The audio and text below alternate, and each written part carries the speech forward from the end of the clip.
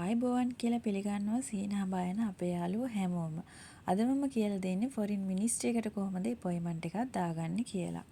ඉතින් ඔයාලා මේක ඔයාගේ ෆෝන් එකෙන් කරගන්නත් පුළුවන්. අපි බලමු කොහොමද අපොයින්ට්මන්ට් එක දාගන්නේ කියලා.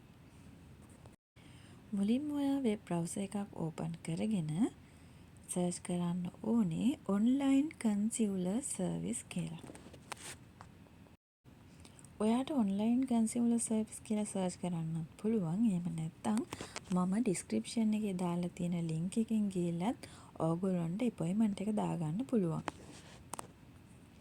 ඒ විදිහට සර්ච් කරලා ගියාට පස්සේ මෙන්න මේ වගේ පේජ් එකක් ඕගොල්ලන්ට ලැබෙනවා. ඒකේ මේ දෙවෙනි යාට තියෙන Ministry of Foreign Affairs කියන එකේ ඔන්ලයින් කන්සියුලර් සර්විස් කියලා තියෙනවා. අපි ඒක තමයි තෝරගන්නේ. එහෙම තෝරගත්තට පස්සේ මේ පේජ් එකේ උඩින්ම ඔයගොල්ලන්ට බලා ගන්න පුළුවන් විදේශ කටයුතු අමාත්‍යාංශය ශ්‍රී ලංකාව කියලා තියෙනවා. ඊළඟට මේ ටැබ්ස් ගොඩක් තියෙනවා. අපි මේකෙන් තෝරගන්නේ get an online appointment කියන ටැබ් එක. ඒක මත ක්ලික් කරාට පස්සේ ඔයාලා මෙන්න මේ වගේ පේජ් එකකට තමයි අරගෙන යන්නේ. මේකේ තියෙනවා කන්සියුලර් ඔෆිස් කිහිපයක්ම. ඒතකොට ඔයාලා ඉන්න ප්‍රදේශයට ආසන්නතම කන්සියුලර් ඔෆිස් එක මෙතනින් තෝරගන්න පුළුවන්. මම ඉන්න ප්‍රදේශයට ආසන්නයෙන්ම තියෙන්නේ කැන්ඩි නිසා මම මෙතන කැන්ඩි කියන එක තෝරගන්නවා.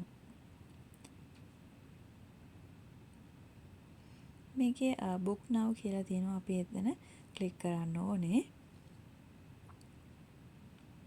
එහෙම ක්ලික් කරාම ඕගොල්ලන්ට ඔයගොල්ලන්ගේ අපොයින්ට්මන්ට් එක දාගන්න date සහ time මෙතනින් වැටෙනවා. එතකොට මෙතන බලන්න මේ නිල් පාට වෙලා තියෙන්නේ available කියලා තියෙන ඒවා විතරයි අපිට තෝරගන්න පුළුවන්. මේ full කියලා තියෙන එක දැනටමත් booking වෙලා ඉවරයි. ඒක නිසා අපිට ඒක තෝරගන්න බෑ. ඔයගොල්ලන්ගේ අපොයින්ට්මන්ට් එක දාගන්නකොට මේ විදිහට available කියලා තියෙන date එකක් සහ time එකක් තෝරගන්න ඕනේ. මෙතන booking free එක විදිහට රුපියල් 114ක් තියෙනවා. ඒතර ඔයගොල්ලෝ මේ රුපියල් 114ත් ගෙවන්න ඕනේ. අපි බලමු කොහොමද නිවැරදිව අපොයින්ට්මන්ට් එක දාගන්න කියලා. මම මෙතනින් තෝරගන්නවා මාර්තු 19 කියන දිනය. එතකොට ඒකට අදාළව මම 8:30 කියන උදේ 8:30 කියන වෙලාව තෝරගන්නම්. මේ available කියන ටැබ් එක මත ක්ලික් කරන්න. ඊට පස්සේ ඔයගොල්ලෝ මේ වගේ page එකකට යනවා. මේකේ තියෙන පොඩි application එකක්. මේකේ අහලා තියෙන තොරතුරු නිවැරදිව ඔයගොල්ලෝ පුරව ගන්න. එතන මුලින්ම title එක විදිහට එකක් තෝරගන්න. ඊට පස්සේ ඔයගොල්ලෝගේ නම දාන්න. මෙතනින් සම්පූර්ණ නම. ඊට පස්සේ මෙතන තියෙන ෆෝන් නම්බර් එක දාන්න. මෙතන +94 තියෙන නිසා ඔයගොල්ලන්ට පුළුවන් බිංදුව හැර ඔයගොල්ලන්ගේ ෆෝන් නම්බර් එකේ ඉතිරි අංක ටික මෙතනින් දාන්න.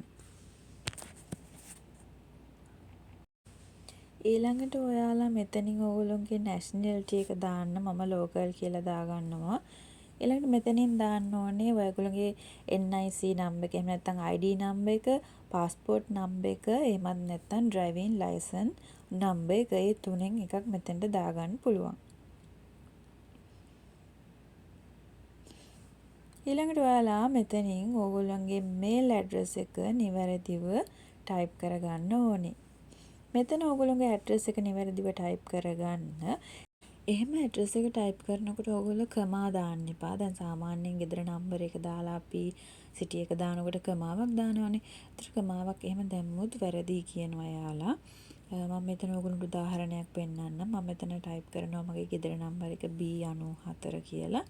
එතකොට මම මෙතන ඊළඟට සිටි එක දානකොට මම කමාවක් දැම්මොත් මේ බලන්න වැරදි කියලා පෙන්නනවා. මම මේ කමාව අයින් කරලා පෙන්නන්නම්. ඔන්න බලන්න ආපහු ඒක වැරදි නෑ දැන්. හරි. ඊට පස්සේ ඔයාලා සිටි එක ටයිප් කරනකොට ස්පේස් එකක් තියන්න. ස්පේස් එකක් තියලා සිටි එකයි මේ විදිහට ටයිප් කරන්න. ඔයගොල්ලෝ දැන් මෙහෙම දැන් හිතන්නකෝ මේ P94යි තව අංකයක් තියෙනවා කියලා. ඒතර මේ ඇලයිර දාන්න පුළුවන්. කමා එහෙම දැම්මොත් වැරදි කිව්වට මේ ඇලයිර දාලා ඊළඟට ඔයාගේ ඇඩ්‍රස් එකේ ඉතුරු ටික ටයිප් කරන්න පුළුවන්. හරි. ඔයාලා ඒ විදිහට ටයිප් කරනකොට අකමා දාන්න එපා. ස්පේස් එකක් තියලා මම මේ විදිහට දැන් මගේ සිටි එක පේරාදෙනිය කියලා දානවා. ඊළඟට ආපහු කමාවක් දාලා හදිසියෙන් හරි කමාවක් දැම්මොත් එහෙම ඒක වැරදි කියලා පෙන්නනවා. ඒක නිසා ආපහු ස්පේස් එකක් තියන්න. ස්පේස් එකක් තියලා ඔයගොල්ලෝගේ ඊළඟ සිටි එක දාන්න. මම කැන්ඩි කියලා මේ විදිහට මේන් සිටි එක දාගන්නවා. කමාවක් දැම්මොත් වැරදි කියලා පෙන්නනවා. බලන්න. හරි ඊළඟට ඔයගොල්ලෝ මෙතන කියන්නේ A level O level certificate reference number එක දාන්න කියලා. ඔයගොල්ලෝ යන්නේ A level O level certificate එකක් certify කරගන්න නම් ඔයගොල්ලන්ට දැනටමත් reference number එකක් ලැබිලා ඇති. ඔයගොල්ලෝ ඒක දාන්න. නැත්නම් ඔයගොල්ලෝ වෙනත් certificate එකක් නම් birth certificate එක වගේ වෙනත් certificate එකක් නම් certify කරගන්න යන්නේ. ඔයගොල්ලෝ මේක skip කරන්න මේක පුරවන්න අවශ්‍ය වෙන්නේ නැහැ. ඊළඟට document carrier මෙතන ඔයගොල්ලෝ ඩොකියුමන්ට් එක සර්ටිෆයි කරගන්න යන කෙනාගේ තොරතුරු තමයි දාන්න ඕනේ. ඒ කියන්නේ same as above. ඒ කියන්නේ ඕගොල්ලෝ උඩ නම දාලා තියෙන කෙනාම නම් මේ සර්ටිෆයි කරගන්න යන්නේ same as above කියන එක දාන්න පුළුවන්. එතකොට ඕගොල්ලෝගේ තොරතුරු මෙතන නිකම්ම ෆිල් වෙලා යනවා මේකේ. එහෙම නැතුව වෙනත් කෙනෙක් නම් යන්නේ සර්ටිෆිකේට් එක අයිති කෙනා නෙවෙයි වෙනත් කෙනෙක් තමයි යන්නේ සර්ටිෆයි කරන්න. එහෙනම් ඔයාට මෙතන ඒ වෙනත් කෙනාගේ නමයි මෙතන NIC නම්බර් එකයි දාන්න පුළුවන්. එහෙම නැත්නම් තමන්ම නම් යන්නේ තමන්ගේ නම් සර්ටිෆිකේට් එක same as above කියලා දානවා. එතකොට මෙතන නිකම්ම ෆේල් වෙනවා. එහෙම ෆේල් වෙලා තිබුණ නැත්නම් ඕගොල්ලෝ මෙතන NIC නම්බර් එක දාගන්න ඕන ඔයාලගේ.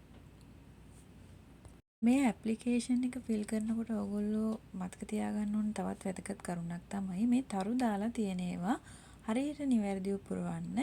එහෙම නැති වුණොත් ඕගොල්ලන්ට ඊළඟ ස්ටෙප් එකට යන්න බෑ. බලන්න මේ අනිවාර්යෙන් පුරවන්න කියලා තමයි මේ තරු දාලා තියෙන්නේ. ඒ ටික අනිවාර්යෙන්ම හරියට පුරවන්න ඕනේ. එහෙම කරොත් ඕගොල්ලන්ට පුළුවන් ඊළඟ ස්ටෙප් එකට යන්න. මෙහෙම මේ විදියට තියෙන ඇප්ලිකේෂන් එක නිවැරදිව පුරව ගත්තට පස්සේ ඕගොල්ලන්ට තියෙන්නේ පේමන්ට් මෙතඩ් එකට යන්න. ඒ කියන්නේ අපි රුපියල් 114ක් ගෙවන්න ඕනේ. ඒතර මේ පේ කියන බටන් එක ක්ලික් කරන්න. එතකොට පුළුවන් ඕගොල්ලන්ට පේමන්ට් මෙතඩ් එකට යන්න. පේමන්ට් බටන් එක ප්‍රෙස් කරාට පස්සේ අපි මේ වගේ පේජ් එකකට යන්නේ.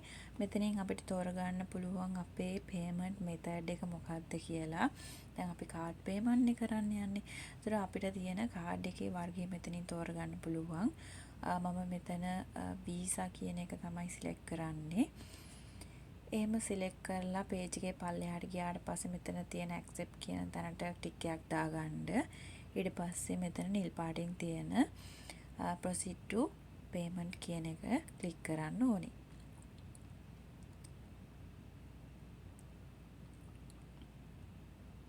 එහෙම ක්ලික් කරාට පස්සේ ඕගොල්ලන්ට ඕගොල්ලෝගේ කාඩ් එකේ තියෙන විස්තර මෙතනින් දාගන්න පුළුවන්. මෙතන වීසා කියන තැනට මම ටික් එකක් දාගන්නවා.